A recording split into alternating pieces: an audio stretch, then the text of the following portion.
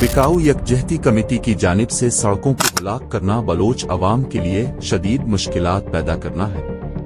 आम शहरी, तलबा, मरीज और मुसाफिर उन गैर कानूनी रुकावटों की वजह से परेशानी का शिकार हो रहे हैं। इन रोड ब्लॉक्स के बाइस एम्बुलेंस फंस जाती हैं, बीमार अफराद को अस्पताल पहुंचाने में ताखीर होती है और कारोबारी सरगर्मियां मुतासिर होती हैं। एहतजाज का हक हर शहरी को हासिल है, लेकिन सड़कों को बंद करके आवाम को अज़ियत देना किसी भी तरह जायज़ नहीं।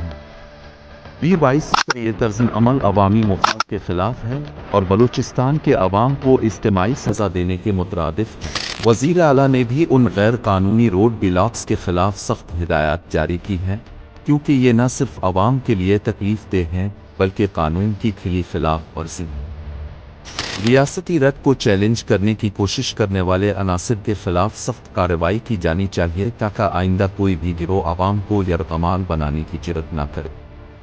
B22 जैसे अनासिर अवामी मसाइल के हल के बजाय मज़ीद मुश्किलात पैदा कर रहे हैं और उनका एजेंडा सिर्फ इंतशार फैलाना है। बलूचिस्तान के बाशऊर अवाम उन गैर कानूनी इक़दामात को मुस्तरद करते हैं और हुकूमत से मुतालबा करते हैं कि ऐसे अनासिर के खिलाफ फौरी और सख्त कार्रवाई की जाए।